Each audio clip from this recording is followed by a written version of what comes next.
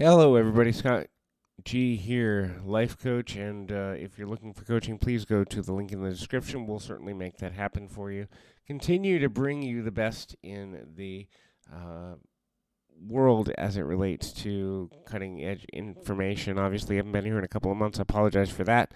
But we're going to try and be here a little more often and hopefully more so in 2023.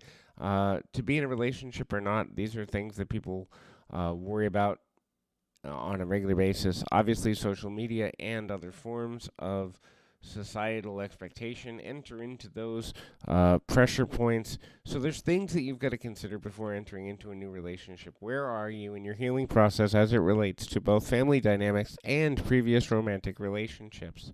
If you're not at a place of understanding both the hurt that you've been through, how to process that, and the changes that you need to make in relationship to yourself in order to, um, you know, have a better relationship for the future, chances are you're not ready to date again. The reason I say this is most of the time toxic patterns exist because a person hasn't taken their own level of personal responsibility for the mistakes they've made in relationships in the past. And it doesn't necessarily mean that every time a bad thing happens, things are toxic, but overstaying or staying longer than is healthy or beneficial for a person can be a toxic behavior that we don't want to necessarily take responsibility for, and that can be detrimental and can set us back months, years, or even decades. The next thing is, where is your self image? Do you have a balanced self view? A balanced self view looks like this. You can readily mean and list the traits about you that are positive, but also you can acknowledge the weaknesses you have and the things that you still need to improve.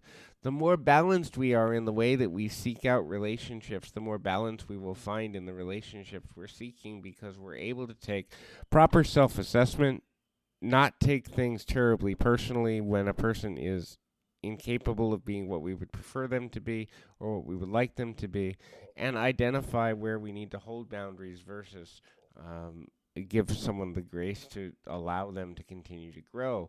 Do we have support if a relationship is to end? That's an important thing because so often self identity gets tied in with interpersonal friendships and certainly even more so with romantic relationships. That if we don't have a good support system, should a relationship end, we've actually set ourselves up for failure.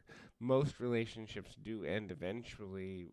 According to statistics, 52% of people get divorced at least once, and then second divorces rise over 65%. So, even though we want to believe the best about our relationships, the statistics point us to the majority of people going through those challenges. So, having a good fallback system of people in your life who are going to hold you accountable, who are going to remind you of the person you are becoming before getting into a certain relationship, who are going to remind you of your strengths even when you feel weak, is extremely important. Also, what is the definition for you of a successful relationship? And have you communicated that definition with a partner well enough to identify the things that would make them happy and you happy in a way that works for everyone involved?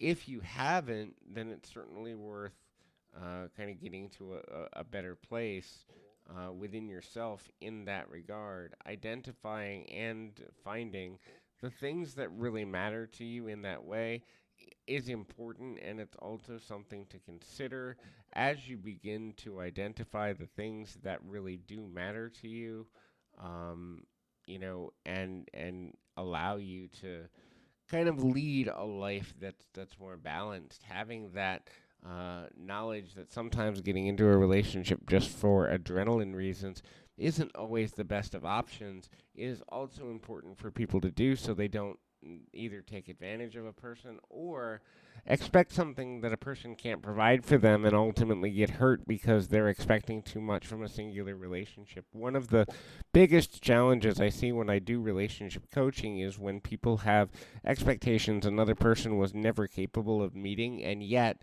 they still hold that person to that standard. And so what happens is the entire relationship is fraught with expectations that are unmet, which ultimately means even the good parts of the relationship are dulled or muted. I know in my own life I can look back at certain relationships I was in and say I was expecting the person to be or people to be something that they weren't capable of being, and that can be a huge regret. Sometimes it takes us months or years to figure out that we were doing this, but once we do, we begin to understand how to better articulate our needs for future relationships. So hopefully this is helpful. I encourage you to keep your feet on the ground, your mind in the moment. Till next time, everybody.